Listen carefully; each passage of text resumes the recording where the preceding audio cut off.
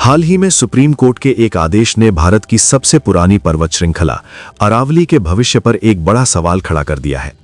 Court ने mining पर रोक लगाते हुए पहली बार अरावली की एक यूनिफॉर्म परिभाषा को स्वीकार किया। लेकिन हैरानी की बात यह है कि इस फैसले से अरावली को बचाने वाले लोग खुश नहीं हैं, बल्कि गहरी चिंता में हैं।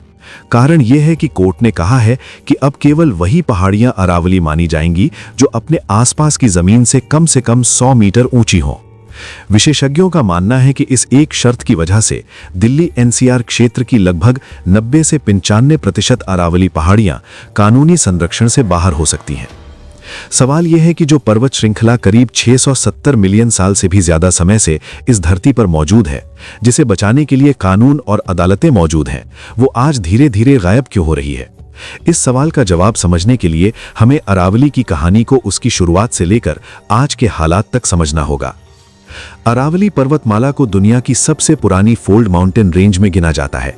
इसका निर्माण लगभग 1.9 बिलियन साल पहले हुआ था। उस समय न भारत था, न भारतीय उपमहाद्वीप और न ही हिमालय जैसी ऊंची पर्वत श्रृंखलाओं का कोई अस्तित्व था। माउंटेनोलॉजी के अनुसार अरावली ने न केवल भारतीय उपमहाद्वीप के आकार को परिभाषित किया, बल्कि इसके जलवायु और पर्यावरण को भी दिशा दी। कुछ वैज्ञानिकों का यह भी मानना है कि लगभग 750 मिलियन साल पहले अरावली क्षेत्र में हुए मलानी ज्वालामुखीय विस्फोटों ने पृथ्वी को आइस एज की स्थिति से बाहर निकलने में मदद की, और इसी प्रक्रिया ने इस क्षेत्र में बहुकोशिकीय जीवन के विकास का रास्ता खोला। आज भी अरावली की भूमिका उतनी ही महत्वपूर्ण है। ये पर्वतमाला दिल्ली, हरियाणा, राजस्थान से होती हुई गुजरात तक फैली हुई है। एक समय ऐसा भी था जब इसकी प्राचीन भूगर्भीय रेखा सहारनपुर और हरिद्वार तक फैली हुई मानी जाती है। अरावली गंगा और सिंधु नदी प्रणालियों के बीच एक प्राकृतिक विभाजक की तरह काम करती रही है। मानसून के दौरान ये पर्वत श्रृंखला कमजोर होते मानसूनी बादलों को पूर्व की ओर मोड़ देती है, जिससे उत्तर भारत की नदियों और मैदानों को पानी मिल पाता है। सर्दियों में यही पर्वत मध्य एशिया से आने वाली ठंडी हवाओं से गंगा और सिंधु के मैदानी इलाकों की रक्षा करता है। अरावली थार रेगिस्तान के लिए भी एक प्राकृतिक दीवार की तरह काम करती है। ये रेगिस्तान को पूर्व की ओर फैलने से रोकती है। इसी कारण उत्तर भारत के बड़े हिस्से आज भी पूर्ण रूप से मरुस्थल में नहीं बदले हैं। पारिस्थितिकी के दृष्टिकोण से अरावली एक अत्यंत संवेदनशील और समृद्ध क्षेत्र है। यहाँ 20 से अधिक वन्य जीव अभयारण्य हैं, जिनमें सरिस्का और दिल्ली लेपर्ड कॉरिडोर जैसे महत्वपूर्ण क्षेत्र शामिल हैं। ये क्षेत्र 300 से अधिक देशी पौधों की प्रजातियों और सैकड़ों पक्षियों का प्राकृतिक आवास है। अरावली को दिल्ली एनसीआर के फेफड़े भी कहा जाता है। इसका वन क्षेत्र प्रदूषित हवा को साफ करने में मदद करता है।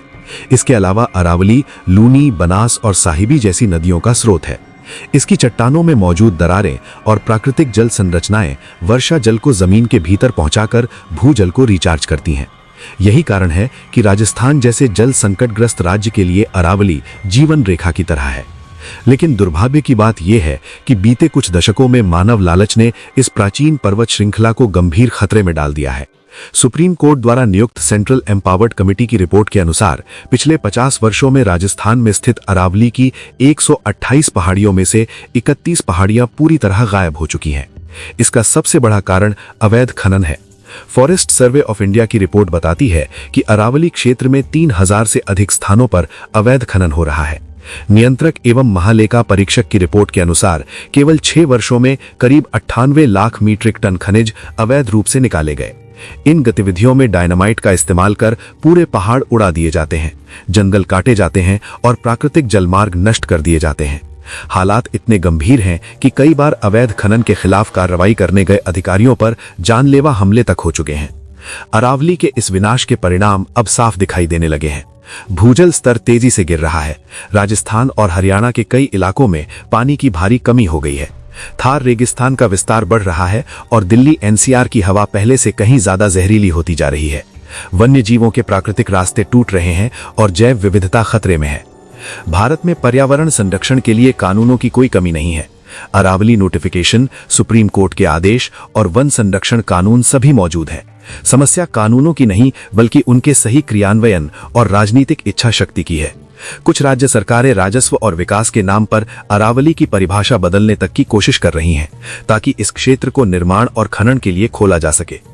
अरावली केवल पत्थरों का ढेर नहीं है, यह हमारी जल सुरक्षा, जलवायु संतुलन और पर्यावरणीय भविष्य की रक्षा करने वाली एक प्राकृतिक ढाल है। अगर आज हमने इसे बचाने के लिए ठोस कदम नहीं उठाए तो आने वाली पीढ़ियां अरावली को सिर्फ किताबों और तस्वीरों में ही देख पाएंगी। जैसा कि महात्मा गांधी ने कहा था, धरती हर किसी की जरूरत पूरी कर सकती है, लेकिन हर किसी की लालच नहीं। अब ये हम पर निर्भर करता है कि हम अरावली को बचाते हैं या अपने भविष्य को खो देते हैं।